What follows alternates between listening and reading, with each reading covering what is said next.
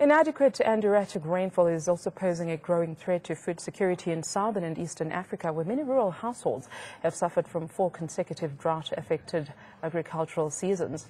In Somalia, aggregated cereal production for the country's rainy season is estimated at 20% below the average. A similar pattern in rainfall and yields has been observed in northeastern Tanzania.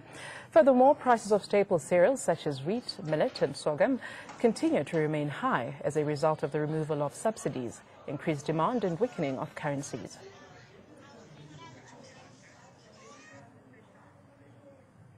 Well, joining me in studio is Boitsepo Bibi Giyose. She's from NEPAD. She's a senior nutrition officer and advisor. Ma'am, thank you for coming to Africa Tonight. Welcome. Thank you very much for having me. So you're part of the Pan African Parliament committee sittings that are happening, I understand, in Gallagher. We were a special event invited by the committees to present on nutrition issues and food systems. Right.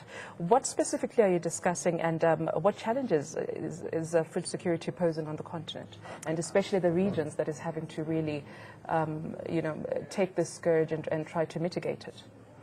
I don't know how much the world is aware that Africa is one continent that is facing huge nutrition challenges. Our children in Africa are stunted, which means they're short for their height and for their age.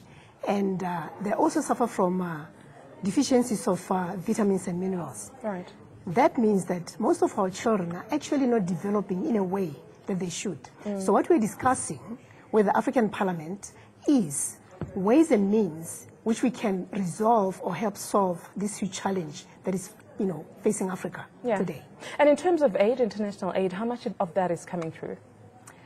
We can talk about international aid, but you know what? One of the biggest discussions that we had today was around how African countries themselves can start to fund their own programs. Oh, absolutely. Invest in their own people, invest in the development of the human capital of Africa. Because if we can't do it ourselves, who's going to do it for us? So this was really a huge discussion. And one of the things that we also looked at was how do we build capacity so that our own people who understand best their landscape, their geopolitics, can do the work to resolve the huge challenges that I mentioned. And also we discussed how can different sectors work together, because nutrition is not a challenge or purview of just one sector. It is multi-sectoral, therefore it requires an interdisciplinary approach to actually get to the bottom of the solution. So in terms of capacitating human resources, do we have any know-how at the moment that can be utilized? There is so much capacity and potential in Africa. It's just that I don't think we have actually taken the time to tap into it. Yeah, but when is the time, when we see so much famine happening across the continent? The time is actually yesterday, the time is actually now. Yeah. We have woken up to the reality. In the last African Union summit, it was echoed severally that we cannot be burying our heads in the sand.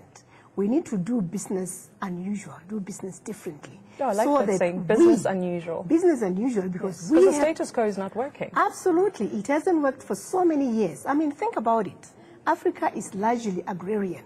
It is largely a continent that relies on agriculture for the rural people and for everybody. Yet, most of the malnourished people are from Africa.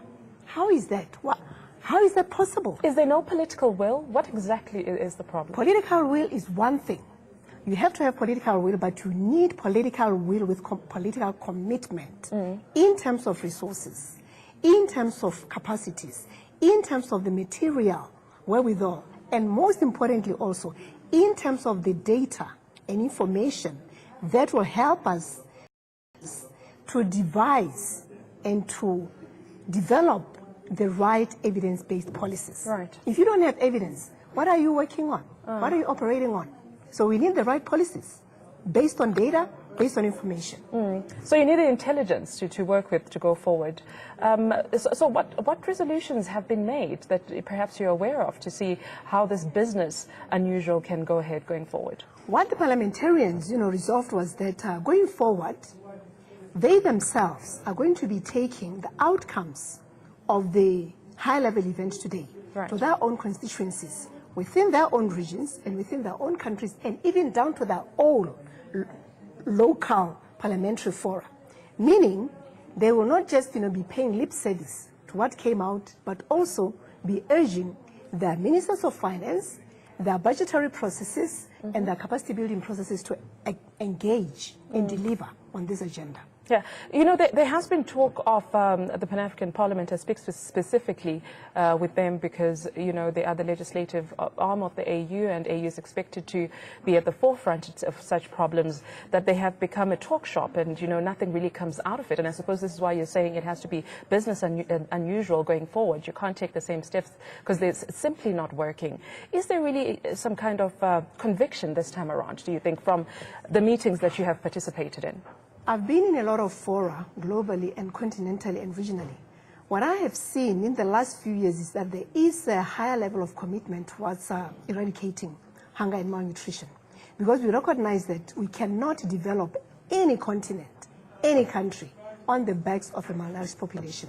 So the commitment going forward is that countries are going to be investing some level of resources for doing business unusual. Right. And it is not going to take, let's say, just the Ministry of Agriculture or the Ministry of Health in the case of nutrition, but all different sectors pulling together. Yeah. What can people do at home, sorry to cut you off there, in their own environment? I know capacity is very limited, but what are some of the small things that families can do to try and help themselves? You know, very small things like if a farmer family is producing, let's say, only maize or only sorghum, they can diversify their production.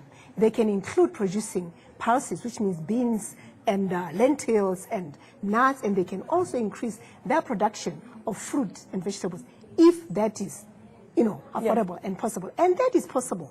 We can, you know, promote home gardens. We can promote nutrition education. We can promote a level of understanding to a point where our policymakers are actually our best champions and advocates. Because the challenge with politics and politic is that we talk, but we are preaching to the converted. Now, the situation has changed. Now we are able to talk to parliamentarians. This was the first of its kind of a meeting. Okay, so that gives us hope. We'll have to leave it there.